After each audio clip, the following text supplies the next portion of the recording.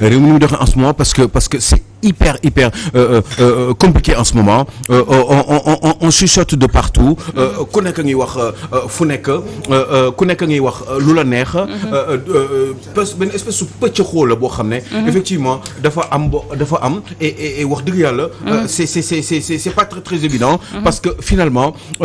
kenn xamatul lan la ñu war a def ci réew mi sénégalais yi ñi ngi xalaat lii ñi ngi xalaat dégluwaale yéen ñaar il y a une confusion justement qui se fait dans ce pays confusion bi nga xam ne wax dëgg yàlla doy na waa torop te façon confusion yi day créer une instabilité dans un pays une instabilité bi nga xam ne façon yi nga xam ne au Sénégal kenn mësu ko avant on ne l'avait pas avant on s'opposait on se disputait pour arriver au pouvoir on faisait tout on essaie de sortir les bonnes idées pour essayer justement de génne ay xalaat même si c'était très compliqué et qu'il y avait beaucoup moins de partis politiques et que les Sénégalais étaient moins nombreux eh ben coow gi bari woon na mais melul nii fu ñu toll nii je sens benn espèce su électricité boo xam ne dafa am ci diggante sénégalais benn espèce su haine et les menaces justement qui se profèrent de part et d'autre et on se dit mais finalement qu'est-ce qui se passe est-ce que c'est parce que il y a beaucoup de Sénégalais un grand nombre de Sénégalais justement boo xam ne dafa animé par une certaine frustration et qui fait que effectivement benn côté aigreur benn côté haine mooy am par rapport à toujours ceux qui sont au pouvoir parce que certainement considérant que ni ceux qui sont au pouvoir en général sont ces pilleurs de la République yi nga xam ne qui ont empêché justement le pays d'avancer et ça fait qu'effectivement question yooyu la gars yi di laaj est-ce que du loolu moo war a mën a tax li ñuy gis ñi fan yi muy gën di am parce que on se rend bien compte que il y a des Sénégalais qui naissent dans ce pays et qui grandissent et qui ont certainement des idées qui ont envie de devenir quelqu'un de retrouver une dignité par le travail et le bien-être et qui n'y arrivent pas tout simplement parce que ces Sénégalais-là sont frustrés parce qu'ils n'ont pas de travail parce qu'ils ne sentent pas avancer dans leur vie alors que en face ils ont des Sénégalais ñuy wax les autorités les dirigeants de ce pays qui sont là et qui s'alternent entre eux qui s'interchangent donc au pouvoir et qui continuent toujours à garder les avantages du pays pendant ce temps-là cette majorité de Sénégalais traîne et justement trinque en même temps et ça fait que effectivement ñu naan mais est-ce que du loolu moom moo tax est-ce que c'est parce que Sénégalais dañu gën a yokku mais yokk bi ñu yokku dañu yokk mais gisuñu seen bopp ci réew mi aussi imaginez bien on est 17 millions de Sénégalais il y a 70% des Sénégalais ont moins de 35 ans boo demee ba 80% des Sénégalais ont moins de 30 ans donc 80% 17 millions 80% lan moo ci des lu dul ay 14 wala 15 millions de Sénégalais donc pratiquement sur il y a 14 millions de Sénégalais qui ont moins de 30 ans moins de 30 ans et booy calculer moins de 30 ans yooyu donc ça veut dire que 14 millions de Sénégalais boo si jëlee il y a au moins 10 millions de Sénégalais yoo xam ne liggéeyuñu wala bu ñu yeewoo amuñu fenn fu ñu yaakaar wala bu weer bi dee amuñu fenn fu ñu yaakaar pour am benn espèce de pécule bu leen di permettre ñu vivre à peu près convenablement ou éventuellement avec une petite famille ou une grande famille ce qui n'est pas évident du tout ça fait qu'effectivement conjoncture boobu may wax noonu moo tax les gens ils ont la haine ceux qui sont dans l'opposition ils ont toujours la haine par rapport à ceux qui sont au pouvoir et ceux qui sont au pouvoir aussi ont toujours la haine par rapport à ceux qui sont dans l'opposition parce que ku si nekk yaa ngi xool yow lan ngay def pour mën a téye ci nguur gi parce que gëm nañ ni pour ñu am seen confort yooyu pouvoir kese moo leen ko mën a jox seen xel ak seen xam-xam mënu leen ko jox parce que tout simplement ils n'ont pas le sens de créativité ils n'ont pas le sens entreprenant ou entrepreneurial si je puis dire bi nga xam ne mooy permettre ñu créer seen i yëf ba pare teg dara pour am dara ñoom ci politique bi rek lañ ko yaakaaree parce que booy seet aussi il y a de quoi y penser parce que finalement ñoom ñëpp ci politique rek ngay gis les hommes politiques ñuy bari xaalis ci réew mi doo gis c'est très rare ngay gis ay hommes d'affaires ñu bari xaalis parce que dañu am benn itinéraire de vie professionnel bu leen di permettre bu ñu tolloo ci benn niveau ñu xam ne kii fii la commencé kii fii la yegg parce que xam-xamam moo ko jox alal bu bari mais loolu amul en général wala bu amee c'est une infime partie des Sénégalais boo xam ne c'est pratiquement invisible parce que tout simplement le nombre est trop petit mais amuñu ay exemple doo xam ne dans ce pays-là des gens yoo xam ne ñu bari xaalis parce que ils ont travaillé dans leur vie bariwul bu bari woon xëy na peut-être Sénégalais dañu rassurer dañu am espoir ni ñoom xëy na peut-être il peut faire comme ces gens-là et c'est toute petite minorité boobu booy seet en général sax c'est parce que dañuy nekk en accointance avec les autorités qui sont justement au niveau de l'État à instant boobu parce que ñoom ñoo leen di dimbali ñoom ñooy lëkkaloo ñoom ñooy yor marché yi entre ñoom et c'est eux qui gagnent de l'argent te je vous parie que ni ils ne font pas 1 millier de Sénégalais donc si vous pouvez me garantir que ni aujourd'hui au Sénégal ce qui est pratiquement sûr il y a 10 millions de Sénégalais yoo xam ne amuñu fenn fu ñu yaakaar donc vous pouvez comprendre que nga yeewu amuloo café nga yeewu amuloo loolu lekk wala loolu naan vous avez forcément la haine et vous n'avez pas envie justement vous en voulez forcément à ceux qui sont au pouvoir nag du ñu wax ñi nekk ci ginnaaw wala ñi fi jiitu ñi fi nekk li ñuy njëkk xalaat bu loolu amee donc ça fait que c'est très compliqué et les Sénégalais vraiment am na benn coow daal benn espèce u bagage boo xam ne mi ngi am ci biir Sénégalais léegi haine boobu est-ce que du mujjee fu gën a graaw ba nga xam ne léegi nit ñi léegi je m'en fous la ñuy def lu leen neex la ñuy def loo warul def da nga naan dama koy def par force parce que ñoom ñoo njëkk ñi nekk ci nguur gi ñoom ñoo njëkk nekk ay nit yoo xam ne dañu injuste ay nit ñoo xam ne ils ne sont pas de bonne foi ay nit ñoo xam ne ils nous pillent nos richesses parce que ñoom kese la entre ñoom la ak seen i doom ak seen i njaboot ak seen i xarit donc da nga naan man sama yoon nekku ci lu ma neex laay def les autres aussi parce que ils se disent que ni ñun on a réussi à récupérer des sous parce que dañu jaar ci politique wala parce que dañu am ay accointances ak ay hommes politiques léegi ñun téye nañ ko ak suñu famille ñun tamit ñeneen ñi duñu leen jox imaginez bien au Sénégal est-ce que vous avez vu beaucoup de Sénégalais beaucoup d'entrepreneurs sénégalais yoo xam ne dañu am ay milliers de salariés par exemple moi je peux pas imaginer au Sénégal qu'on puisse être milliardaire fii ci réew mi te amuloo 1000 salariés. mais 1000 salariés loolu mënul nekk masse Mboup. injustice sociale bi nekk ci Sénégal. absolument gis nga yaa ngi wax lu garaaw Aliou. gis nga sénégalais yi. boo leen xool jeunesse bi xam ne am na lu nekk seen xol. lu naqari gumis. parce que gis nga mënoo nekk ci réew. di dégg ndóol. li may wax ne un homme qui se réveille. dégg yaayam di leb liibaru ceeb bu mu sóor. absolument ci réew mi ngay toog nga gis kër goo xamante ne mais kin du fa tàkk. réew mi ngay toog gis ko jàng ba diplômé amul fu mu xëy. nga dégg nag ci beneen côté bi koo xamante ne tey jii maanaam ay milliards ngay dégg la luubal ñi mais yàggul doomu ministre la benn doomu ministre lañ tudd Aliou Sow. doomu ministre yi ay faux billets. si semaine bii doomu ministre. fii lañ fa gis aussi. doomu ministre bu fel nit ci tali bi bu doon keneen ñu mandat de dépôt mi ngi dox ay soxlaam fii nga fi gis tey jii ku nekk ci nguur gi ñu ne 80 millions la ñu sàcc ci biir këram ñaata nit la ñu épinglé ci ay milliards mais réew mi da ngeen di bañ a dégg moom laay wax ñu ci bëri ay sàcc lañu bu mis nee na sàcc kenn du ko wax mais ay sàcc lañu ils ont volé l'argent de la République dañuy utiliser tey jii le sous des dañuy dund sur le dos des Sénégalais loolu nag tey jii li muy indi mooy révolte ci population bi boo xoolee jeunesse bi tey ni ñu mel boo xoolee maanaam frustration bi am ci askan bi kon li Aliou Sow di wax dama koy dëggal ci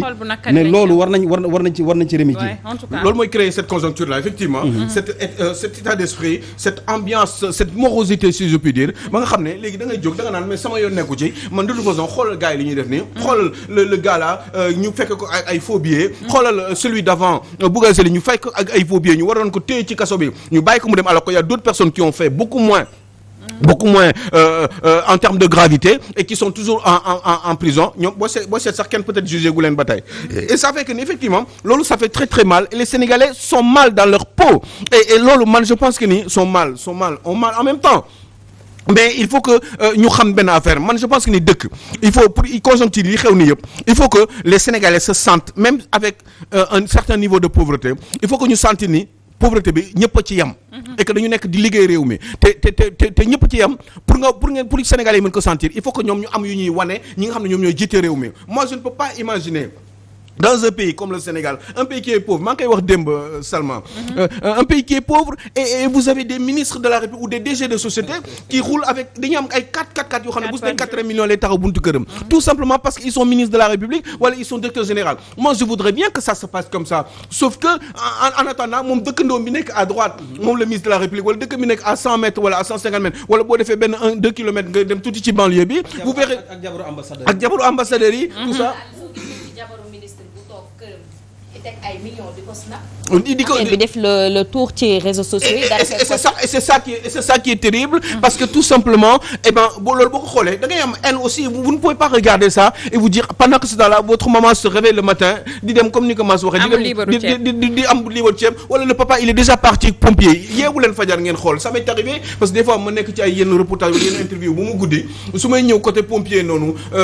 côté Lamine Gueye bi noonu fajar gi xam nga des fois je vois damay gis ay Ndiaga Ndiaye ay carapide yoo xam ne dañuy ñoom ñëpp bu ñu ñëwee buntu xaw la seetlu ngeen ko. buntu Lamine Gueye la ñuy taxaw ñoom ñëpp nga gis maire yi ñi di wàcc ay kiiw géej ay ñi di wàcc ay ñi di xam dañuy ñëw pour def ay tàngana machin xam nga ñoom ñëpp dañuy ñëw pour reyante pour am dara ñi nga xam ne ñi ngi dox ñi ngi gis ay góor yoo xam ne ñi ngi yor ni di waaxu yor ay kurus jaaxle nañu xam naa parce que su war na dañ ñëw fayar noonu pour chercher de l'argent benn espèce de 3-4 000 francs parce que soxna si ñu ngi leen di xaar parce que il faut que mu delluwaat foofu kër ga à 9h boo sàgg ne mu nga dëkk Sébikotane boo sàgg ne mu ngi dëkk yéen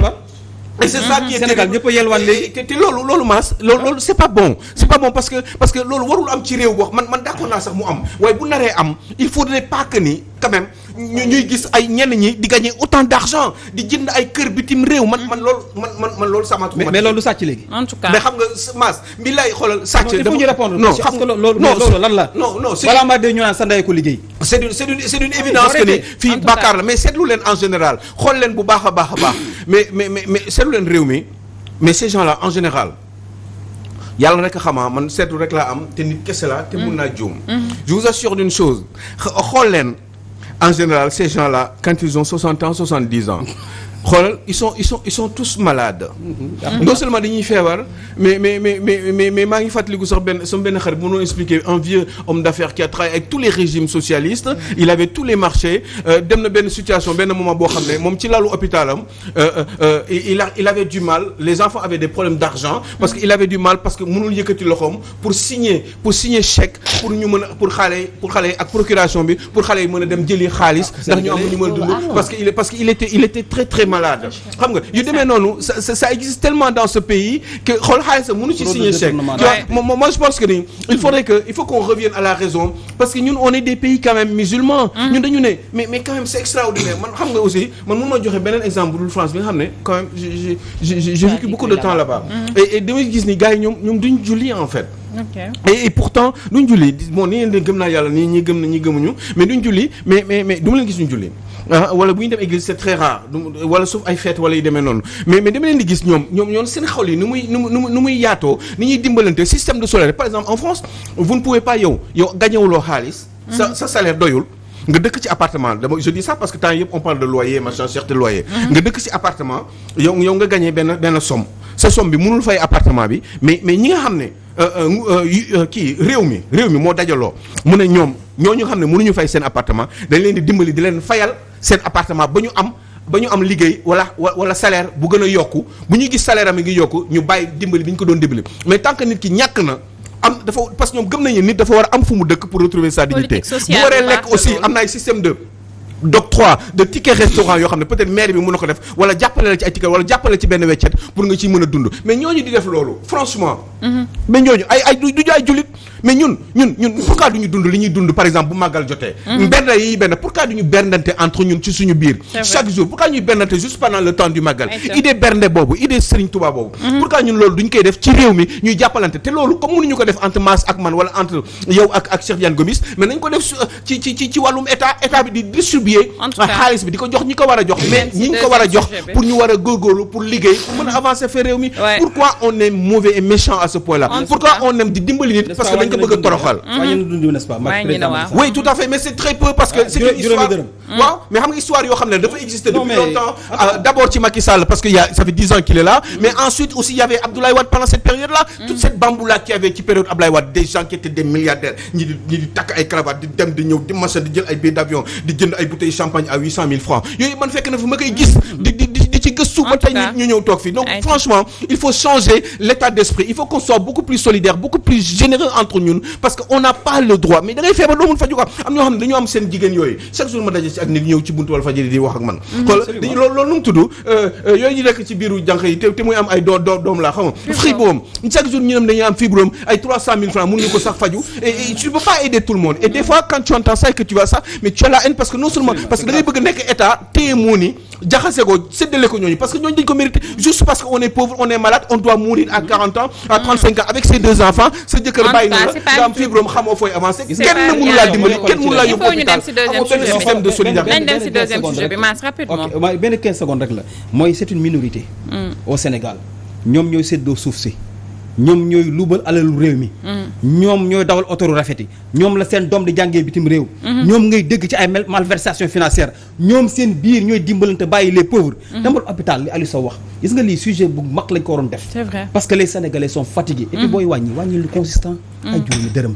waaw mais nee na premier wàññi bi la. premier wàññi mais 10 ans nga def ko yaa ngi soog a wàññi ay mais c'est un pas déjà mën nañ ko rafetlu rek parce que nag loolu mi ngi ci rôlam xëy na même si c'est un peu tard aussi xëy na mën nañ ne c'est un premier pas bu nga xam ne nelaw na ba heure bi yeewu def ko na yeewuwaat defaat leneen rek waaw mais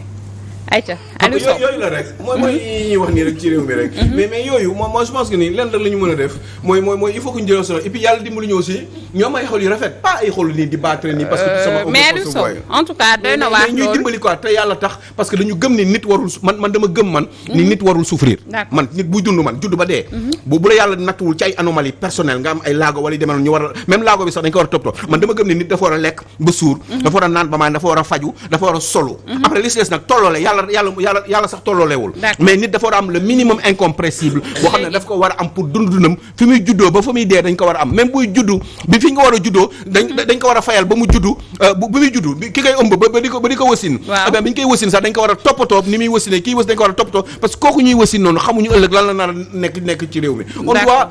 aider les gens te loolu man mënu ma dimbali mënu ma imaginer man maa mënul imaginer nga nekk Miss wala nekk DG yor 80 millions di am ay 5 millions 10 millions say doom nekk bitim réew nga am fa kër yooyu man loolu noo gisee mënu ma ko Aliou Sow tey ji coowal ADN bi parce que nag jamono ji ça part de tous les sens ku ci nekk yaa ngi wax sa xalaat ñeel test ADN bi nga xamante ne moom la ñu demandé Ousmane Sonko donc récemment aussi gis nañ ay leaders politiques yu nga xamante ni génn nañu àddu si donc ñu bàyyi la rek xëy na nga développé xam nga gis nga Salma ma yii nii yëpp à la limite mënoon nañ ci bañ a wax bu fekkoon ni man la d'accord wala bu fekkoon ni Cheikh Diagne Gomis la ou Mass c'est pas grave parce que c'est purement privé bu dee keneen aussi comme Ousmane Sonko c'est purement privé mais la différence mooy c'est un homme public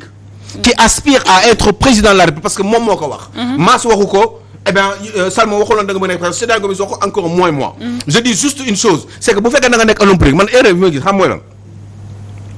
mais loolu je crois que ça va être très difficile au Sénégal parce que Salma gis nga nit bu fekkee ne da nga bëgg a nekk président de la République ñu say njoñ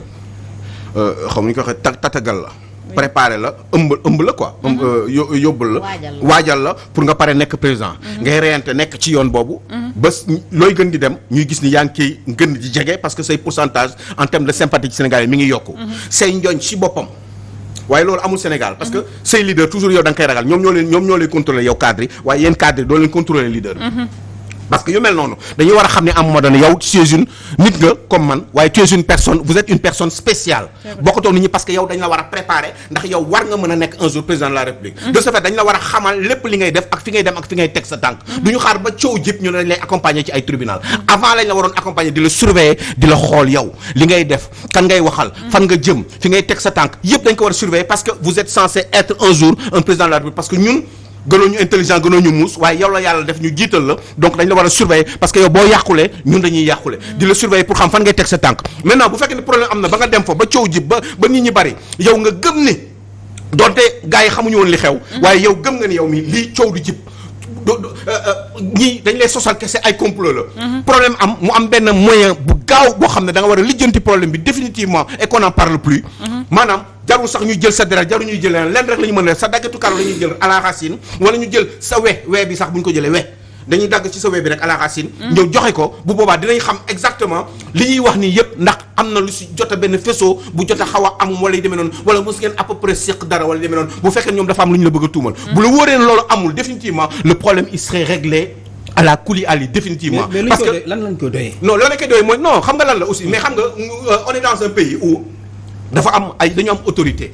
am yoon.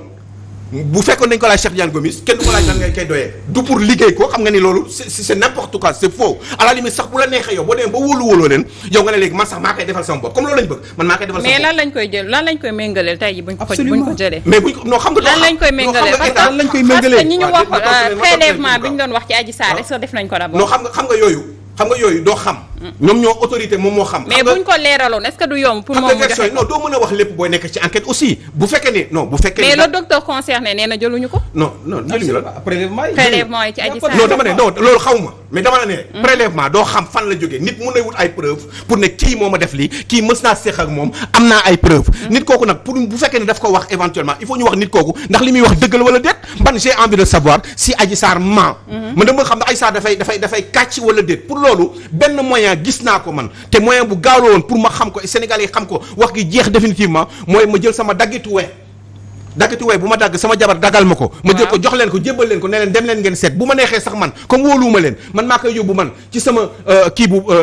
clinique bu ma neex wala structure médicale bu ma neex pour ñu seetal ma ko bu leen neexee ñoom ñu ñëw def contre expertise xool ndax sama bos la ba pare bu boobaa ñu méngale ko ak ñoom li ñuy seet bu ñu ko seetee du ñu gis dara parce que man wu gëm naa ni nga baal ma foofu dama bëgg a wax ndax nit ñi léegi ñii viol la ñuy seet wala lu ñuy seet non sama problème mooy lan la léegi. non bu dee question il faut que laaj rapidement nga daaneel mu tontu parce que dañu war a dem. wala ñoom seetuñu viol. non man je crois que ni. ñoom ñoo xam lan la ñuy seet. parce que ay accusation moo am. xam nga ñun du loolu ñoo ko war a mën a xam mais loolu yëpp bu weesoo maas loolu yëpp bu weesoo tout lépp réglé wu. mais man personnellement man. comme man dama bëgg nekk président te xam naa ne ñii ñi ngi may fexeel amuñu fa ñu may fexeel parce que gis nañu maa ngi yéeg. en crescendo benn solution la am. booy ba ne leen léegi yéen kaay ñu dem yéen sax doo leen laal sama ADN man maa koy dem seeti man am naa droit dem moom bu ko neexee mu dem seetil ko boppam. ñu xool ko testé ko bu ñu ko testé ba mu wóor ko ni moom lii bosam la te gars yi amu ci benn affaire yi. waaw bal ma yëg non dégg non. mais Mass tu as posé une question il a répondu nañ dem rapidement waxtu wi fi mu nekk nii. waxtu wi daf ñu xoj rapidement il faut pas que ñuy polémiquer rapidement Aliou Sow. waaw je sais mais Mass tu termines Aliou Sow daaneel ñu dem s'il te plaît rapidement daaneel la rek rapidement ñu dem. non xam nga affaire bi. lu jaxasoo la. xam nga la dafa am un monsieur boo xam ne aussi sénégalais yi dañu taxaw ne ko dafa nekk sénégalais moom au départ dafa ne sénégalais sax musu fa dem après la ne mu def na fa au départ dafa ne musu fa dem. ci page Facebook dafa ne man musu faa dem après mu ne dem na fa bi mu fa dem comme dem na fa nag parce que dafa waroon dem expliquer na lan moo tax mu dem fa bi muy dem on peut considérer qu'il est de bonne foi. wax na lan moo tax ne ak feebar yi mu amoon ak yu demee noonu yëpp léegi dem na fa gars yi profité nañu pour yàq ko te moom xam na ni kenn waru koo yàq ndax yoonam kenn waru koo arrêté. mais li mu war a def tey lu ala kuli ali yow mën a. en tout cas li mu war a def lenn kese la mooy. mais non déet ma comme dañu waa déet mais léegi waaw comme gars yi profité nañu te bëgg na ko arrêté. mas comme gars yi profité nañu comme gars yi profité nañu. comme gars yi profité nañu. te moom dafa bëgg. gars yi arrêté définitivement mbir mi. waaw te lii nag li may wax mënul dañ man benn solution kese lay am moment boobu. te xam naa ne gars yi dañu ma bëgg faagaagal léegi man leen laa mën a def. mooy dag jël sama ADN man demal defaral ko sama bopp comme ça léegi ñu arrêté mbir mi définitivement kenn dootul waxati ñu xam ne Adji Sarr li muy wax dara du ci dëgg fi mu ne nii waxtu wi xoj nañu li ñu doon def raté wu na waaye mi ngi noonu loolu muy viol nag loolu moo si wala muy leneen